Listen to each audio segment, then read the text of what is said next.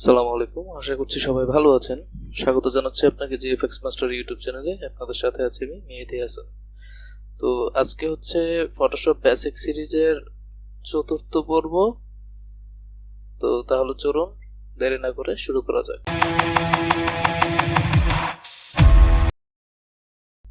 তো আজকে আমরা দেখব হচ্ছে ক্রপ টুল। ক্রপ টুল আপনারা হয়তো সাধারণত দেখে থাকবেন আপনাদের ফোনে। আপনাদের যখন ফোনের ইমেজ এডিটিং সেটিংসে যাবেন তখন হয়তো আপনারা একটু অনেকেই দেখে থাকবেন।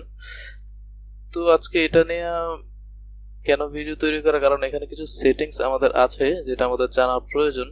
নরমালি আমরা জানি হচ্ছে ক্রপ টুল কোনো অংশকে কাটার জন্য ব্যবহার করা হয়। তো এখানেও ফটোশপে ক্রপ টুল দিয়ে কাটাই হয়, কিন্তু এখানে কিছু সুবিধা এক্সট্রা ফ্যাসিলিটিস আমাদের এখানে দেয়া আছে। এজন্য আজকের এই টিউটোরিয়ালটা আসলে মূলত নিয়ে আসা আর কি। তাহলে চলুন দেখি এখানে কি কি ফ্যাসিলিটিস ফটোশপ আমাদেরকে দিচ্ছে। তো আমি একটা ছবি আগে নিয়ে আসি এখানে। সরি,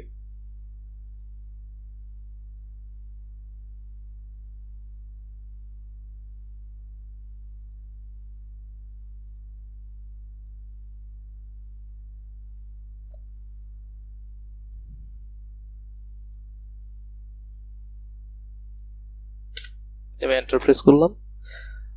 তারপর আমি যদি ক্রপ টুলটা এখানে সিলেক্ট করি তাহলে দেখবো যে এখানে আমাকে কিছু অপশন ফটোশপ দিচ্ছে। এখানে এখানে এই বিষয়গুলো কি আমরা একটু দেখি আগে।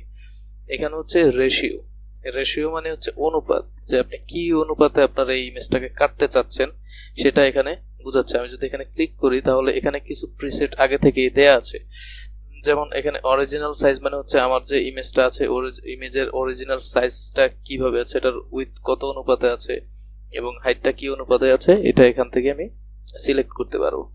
তারপর এখানে হচ্ছে 1:1। 1:1 বলতে বোঝাচ্ছে হচ্ছে এটার দৈর্ঘ্য যা হবে প্রস্থ তা হবে, তার মানে হচ্ছে স্কোয়ার হিসাবে থাকবে, স্কোয়ার থাকবে এটা। তো আমি যদি এখানে ক্লিক করি তাহলে দেখা যাবে যে সিলেকশনটা হবে বা যেটুকু অংশ আমি কাটবো সেটা হচ্ছে যে স্কোয়ার ভাবে কাটবে। আমি যদি এন্টার প্রেস করি এখানে তাহলে দেখেন কি হয় এখানে। সরি, আর যদি এখানে এন্টার প্রেস করি তাহলে আমরা দেখতে পারবো যে আসলে এখানে আমার ছবিটা স্কোয়ার ছিল। প্রথমে আমার ইমেজটা ছিল ল্যান্ডস্কেপে, মানে ওরিয়েন্টেশনটা ছিল ল্যান্ডস্কেপে, এখন হয়ে গেছে এটা স্কোয়ারে। তো আমি এটাকে কন্ট্রোল জেড দিলাম, এটাকে আবার আগের জায়গায় নিয়ে আসলাম। তারপরে হচ্ছে এখানে আরো কিছু প্রিসেটস দেয়া আছে, যেমন 4:5 মানে 8:10।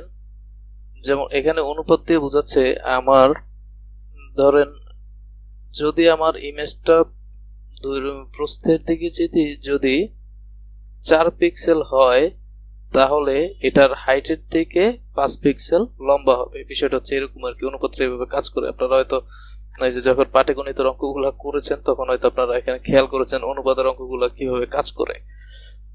তো এখানে সেম, এখানে কিছু প্রিসেট দেয়া আছে, আপনারা আশা করছি এটা বুঝছেন যে কিভাবে কাজ করে।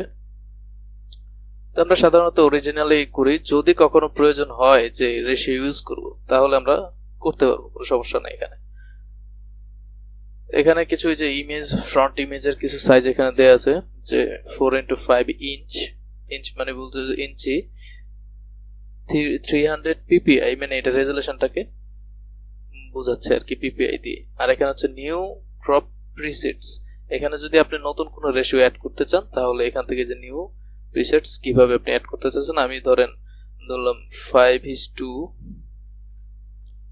আমি যদি এইভাবে সেট করতে চাই, ওকে প্রেস করলাম, এন্টার প্রেস করলাম, তাহলে এটা এই যে 5:10 এখানে একটা নতুন ক্রপ তৈরি হলো। এখানে আপনি যদি চাই যে এটা ডিলিট করব তাহলে এখান থেকে এটা সিলেক্ট করে এটাকে এখান থেকে ডিলিট করে দিব। ওকে, ডিলিট, ইয়েস, আমি এটাকে ডিলিট করে দিলাম। তো এটা ছিল রেশিওর। আমি কন্ট্রোল সেট করলাম। ওকে, আমি তো এটাকে অরিজিনাল সাইজে রাখবো, অরিজিনাল সাইজে থাকুক। আমি এন্টার প্রেস করলাম। তারপরে এখানে আমি চাইলে যে ওইখান থেকেই রেশিও নতুন ভাবে সেট করতে পারবো। বিষয়টা এরকম, আমি চাইলে প্রত্যেকটা ইমেজের জন্য, প্রত্যেকটা ক্যানভাসের জন্য আমি চাইলে এখান থেকে রেশিও সেট করতে পারবো। যেমন ধরেন আমি যদি দেই এখানে 4, এখানে যদি দেই ধরেন 6, তাহলে কি হয় যে এটা দেখেন লম্বা লম্বি হয়ে গেছে, মানে পোর্ট্রেট আকারে হয়ে গেছে, এটা ল্যান্ডস্কেপে নাই। তারপর আমি যদি এখান থেকে 4K বলে দেই, তুমি হবে 9, তাহলে দেখেন এটা আবার কি হচ্ছে, এখানে একটু বড় হয়ে যাচ্ছে আর কি। তো আমি এন্টার প্রেস করলে দেখবো যে এটা, সরি, আমি যদি এন্টার প্রেস করি এখানে, তাহলে দেখতে পারবো আমার ইমেজের সাইজটা এরকম হয়ে গেছে। তো আশা করি আপনারা বুঝতে পারছেন যে এটা আসলে কিভাবে কাজ করছে। আবার আপনার যদি প্রয়োজন হয় যে আপনার এই রেশিওটা প্রয়োজন নয়, সেখান থেকে এখানে ক্লিয়ার, এখানে ক্লিক করলে আপনার এটা ক্লিয়ার হয়ে যাবে। আমি এখানে ক্লিয়ার দিলাম, দেখেন এটা ক্লিয়ার হয়ে গেল। এখন এইখানে একটা অপশন আছে স্ট্রেইটেন। স্ট্রেইটেন দিয়ে আসলে কি বোঝাচ্ছে? স্ট্রেইটেন বলতে এখানে দেখি যে আমি যদি চাই, ধরেন আমার ছবিটা ক্লিক করার সময় এখান থেকে একটু বাঁকা হয়ে গেছে, ধরেন এই জায়গাটা আমি চাচ্ছি যে, ধরেন কোনো কারণে আমার কোনো একটা অংশ একটু একটু বেঁকে গেল, সেক্ষেত্রে আমি এটাকে সোজা করতে পারবো। চাইলে এখানে আমি ক্রপ টুলটা সিলেক্ট করলাম, স্ট্রেইটেনটাতে ক্লিক করলাম, ক্লিক করার পর আমি যে জায়গাটা থেকে শুরু করতে চাচ্ছি, মানে সোজা করতে চাচ্ছি, ওই অংশটা থেকে ক্লিক করে আমি যদি শিফটে ধরে একটা লম্বা এরকম একটা সিলেকশন বা এরকম একটা লাইন টানি, আমি যদি ছেড়ে দেই, তাহলে দেখেন ফটোশপ কি করলো, এটাকে সোজা করে দিল। আমি যদি এন্টার প্রেস করি, তাহলে দেখবো যে আমার এটা অনেকটা সোজা হয়ে গেছে। এতক্ষণ মনে হচ্ছিল যে এই সাইডটা, এই যে এই পাশটা একটু উপরের দিকে ছিল।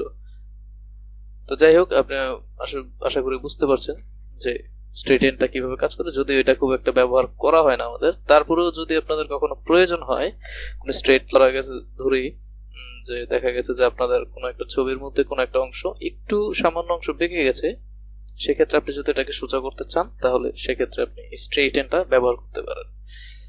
তারপর এখানে আছে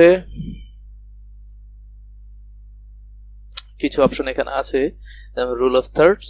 রুল অফ থার্ড কি, যারা গ্রাফিক ডিজাইন নিয়ে কাজ করবেন পরবর্তীতে, তখন আমি অ্যাডভান্স সিরিজে গেলে এগুলো বলে দেবো যে রুল অফ থার্ড, এগুলো হচ্ছে ডিজাইনের প্রিন্সিপাল, যে কিভাবে এই রুল মেনে মেনে কাজ করা যায় বা কাজ করতে হয়। আপনারা যখন মার্কেট প্লেসে, মাইক্রোস্টক মার্কেট প্লেস বা অন্যান্য মার্কেট প্লেসে কাজ করতে যাবেন, তখন আপনাদেরকে এই জিনিসগুলো ফলো করতে হবে। তো আজকে আর আমরা এগুলো না দেখি, আমরা পরবর্তীতে অ্যাডভান্স সিরিজে যখন যাব তখন এগুলো আমরা দেখবো। এখানে একটা ছোট সেটিংস আছে, তো এখানে যা আছে তাই থাকুক, এগুলো নিয়ে আমরা কথা না বলি। এখানে কি বলছে? এখানে বলছে যে ইউজ ক্লাসিক মোড, যে এটার ফটোশপের যে ক্লাসিক মোডটা আছে, আমরা কি এটা ইউজ করতে চাচ্ছি নাকি এটাই থাকবে। তো সাধারণত আমরা অ্যাডভান্স অপশনগুলোই ব্যবহার করি, অ্যাডভান্স মোডটা। তো সেক্ষেত্রে আমি এটা চেঞ্জ করলাম না। এখানে বলছে যে show cropped area. Show cropped area বলতে কি বোঝাচ্ছে? এখানে ধরেন আমি এখান থেকে এটাকে একটু ছোট করে নিলাম, এখন আমি চাচ্ছি যে আমি ইমেজের এই অংশটুকু কেটে নিব। তো কেটে নেওয়ার পর আমি যদি এন্টার প্রেস করি এখানে, তাহলে দেখেন আমার ক্যানভাসটা এতটুকুই আছে। কিন্তু আমি যদি আবার এখানে ক্লিক করি, তাহলে সে কিন্তু দেখাবে যে আমি যে অংশটা কেটেছিলাম এর আগে, এই অংশটা কিন্তু এখানে দেখাচ্ছে, আগের অংশটুকু। আপনারা যদি একটু খেয়াল করেন তাহলে বুঝতে পারবেন যে আমি যে অংশটুকু কেটেছিলাম এই অংশটুকু হচ্ছে যে গ্রিডের ভিতরে দেখাচ্ছে, আর যে অংশটুকু আমি কেটে ফেলেছি এক্সট্রা এরিয়াটুকু কিন্তু বাইরের দিকে দেখাচ্ছে। এটাই এখানে বোঝাচ্ছে যে আপনি কি ক্রপ এরিয়াটুকু রাখতে চাচ্ছেন নাকি এটাকে মানে দেখতে চাচ্ছেন না। যদি দেখতে না চান, তাহলে সেক্ষেত্রে এটাকে এই যে টিক মার্কটা এখান থেকে তুলে দিলেই এটা চলে যাবে। এটা হচ্ছে অটো সেন্টার প্রিভিউ। আপনি যে প্রিভিউটা আছে, এটা কি অটো ভাবে সেন্টারে রাখতে চাচ্ছেন নাকি আপনি ম্যানুয়ালি সেন্টারে রাখতে চাচ্ছেন। তো আমরা এটা সাধারণত এই অটো ভাবেই রাখি। তো এটা থাকুক এইভাবেই। এনেবল ক্রপ শিল্ড থাকুক এইভাবে। এগুলা কালার হচ্ছে ম্যাচ টু ক্যানভাস, এটা ম্যাচ টু ক্যানভাসই থাকুক, যে ক্যানভাসের সাথে এটা ম্যাচ হয়ে যাবে। অপাসিটি 75%, ঠিক আছে। তো এটা থাকুক এইভাবেই। তারপর এখানে আছে ডিলিট ক্রপড পিক্সেলড। যে অংশটুকু, যে এখানে যে সেটিংসটা ছিল যে আপনি কি এটা দেখতে চাচ্ছেন কিনা, এখানে যদি আপনি দেখতে না চান, যে আপনি যদি ক্রপ টুলটা সিলেক্ট করার পরে অংশটুকু সিলেক্ট করেন, তাহলে দেখবেন যে এই বাইরের অংশটুকু দেখাচ্ছে। এটা চাইলে আপনি এখান থেকে সেটিংস থেকে বন্ধ করে দিতে পারেন, যে আমি এটা চাচ্ছি না দেখতে। আর আপনি যদি চান যে এই অংশটুকু আপনি একেবারেই চাচ্ছেন না, এটা ডিলিট করে দিবেন, সেক্ষেত্রে আপনি এই যে ছোট বক্সটা আছে, এই বক্সের মধ্যে আপনি যদি চেকমার্ক দিয়ে দেন, তাহলে হচ্ছে এটা চলে যাবে। এখানে একটা মেসেজ আমাদেরকে শো করছে যে determines if pixels data outside কোথায়, যাই হোক এটা একটা মেসেজ দিয়েছিল আমাদেরকে, এটা আমরা না দেখি। এখানে কন্টেন্ট অ্যাওয়ারনেস, এটা আমরা পরে দেখব, এটা থাকুক এইভাবেই এখন। আচ্ছা, তো এই ছিল ক্রপ টুলের কিছু সেটিংস আর কিছু ব্যবহার বিধি। আর এখানে আরেকটা টুল আমাদেরকে দেয়া আছে, প্রসপেক্টিভ ক্রপ টুল। এখন এই ক্রপ টুলটা হচ্ছে সাধারণত সোজাভাবেই কাজ করবে, যেমন এখানে যেভাবে দেয়া আছে সোজা কোনো কিছু, আমি চাইলে কিন্তু এটাকে বাঁকাইতে পারবো না। এখানে আমি এটাকে জাস্ট স্ট্রেট লাইন বরাবর আমি এটাকে কাটতে পারবো। তো আমি যদি চাই যে কোনো একটা অংশ, আমি একটা ইমেজ আপনাদের জন্য ডাউনলোড করে রেখেছিলাম ফাইল থেকে, ওপেন ডাউনলোডস। এখন এই ইমেজটাতে খেয়াল করেন, এই ইমেজটা হচ্ছে যে এরকম আড়াআড়ি ভাবে এই ডিজাইনগুলোকে আমাকে দেখাচ্ছে, কিন্তু আমি চাচ্ছি যে না, এটা এইভাবে আমি দেখতে চাচ্ছি না, এটাকে ক্রপ করে আমি এটার মতো করতে চাচ্ছি যে এইভাবে শো করুক, আমাকে সোজাভাবে শো করুক। তো সেই ক্ষেত্রে আমরা ইউজ করব হচ্ছে পার্সপেক্টিভ ক্রপ টুল। এটা কিভাবে কাজ করে, আমি এটাকে সিলেক্ট করলাম, যে কোনো একটা অংশ আমি সিলেক্ট করলাম, আগে থেকে যে কোনো একটা অংশ আমি এরিয়া সিলেক্ট করলাম, করার পর আমি যদি এই যে কর্নার গুলো ধরে আমি যদি কোনো একটা কোণাতে নেই, কোনো একটা অংশে নেই, তাহলে দেখবেন যে এটা আমি আমার ইচ্ছা মতো বিভিন্ন পয়েন্টে আমি এটাকে সিলেক্ট করতে পারছি। তো আমি কি করছি, এখান থেকে জাস্ট এই কর্নার গুলোকে আমি যেই অংশটুকু কাটতে চাচ্ছি ওই অংশে নিয়ে সেট করে দিচ্ছি এই পয়েন্টগুলা। আমি এখানে সেট করলাম, করার পর আমি যদি এন্টার প্রেস করি তাহলে দেখবো যে আমার যে বাঁকা অংশটা ছিল, তখন আমার এটা ছিল প্রথমে বাঁকা আড়াআড়ি ভাবে ছিল, এখন এটাকে চাইলে আমি এটার মতো করে সোজা করতে পারছি, যে এই পার্সপেক্টিভ ক্রপ টুলের মাধ্যমে। আমি আবার দেখাচ্ছি এটা কিভাবে কাজ করে। প্রথমে হচ্ছে পার্সপেক্টিভ ক্রপ টুলটাকে সিলেক্ট করব, একটা সিলেকশন আমি তৈরি করব এখানে র্যান্ডমলি। করার পর আমি এই পয়েন্টটা, যেই পয়েন্টটা আমি কাটতে চাচ্ছি ওই পয়েন্টগুলোকে ওই বরাবর আমি নিয়ে সেট করে দেব। পয়েন্টগুলোকে আমি রাখলাম এখানে। যখন আপনার এটা সিলেকশন হয়ে যাবে তখন আপনি জাস্ট এখানে এন্টার প্রেস করবেন। এন্টার প্রেস করার পর তখন আপনি দেখবেন যে আপনার এটা সোজাভাবে আপনাকে দেখাচ্ছে। যদিও এক্সট্রা কিছু অংশ চলে আসছে, সেক্ষেত্রে আমি আবার ক্রপ টুল থেকে চাইলে কি করতে পারবো, এই অংশটুকু মুছে ফেলতে পারবো। আমি এন্টার প্রেস করলাম, দেখেন এটা সোজা হয়ে চলে আসছে। যদিও ইমেজের রেজোলিউশনটা খুবই খারাপ, তাও কিছু করার নাই। এখানে আমরা এটা দেখলাম যে আসলে কিভাবে কাজ করে। ক্রপ টুল হচ্ছে সোজা জিনিসকে সে বরাবর করে কাটবে, আর প্রসপেক্টিভ ক্রপ টুলের কাজ হচ্ছে সে আড়াআড়ি কোনো বিষয়গুলোকে বা আড়াআড়ি যে বস্তুগুলো থাকবে ওইগুলোকে সে সোজা করে কেটে আমাদের সামনে শো করবে। এই হচ্ছে ক্রপ টুল এবং পার্সপেক্টিভ ক্রপ টুলের কাজ। এখানে আবার কিছু জিনিস দেওয়া আছে পার্সপেক্টিভ ক্রপ টুলের মধ্যে। এখানে দেওয়া আছে উইথ, হাইট কত হবে, রেজোলিউশন কত হবে, পিক্সেল নাকি সেন্টিমিটারে থাকবে এটা দিয়েছে এখানে। ইমেজ, ফ্রন্ট ইমেজ, এটা ফ্রন্ট ইমেজ যত ছিল, যে ইমেজটা আমরা যেটা নিয়েছিলাম ওইটার হাইট ছিল 262 পিক্সেল, এটার উইথ ছিল হচ্ছে 458 পিক্সেল, রেজোলিউশন 72 ছিল। এটা আগে থেকে শো করছে। তো আমরা এগুলো খুব একটা ব্যবহার করা হয় না, যদিও তাও আমি আপনাদেরকে দেখাই দিলাম যদি কখনো কোনো কাজে ব্যবহার করতে হয় আপনাদেরকে।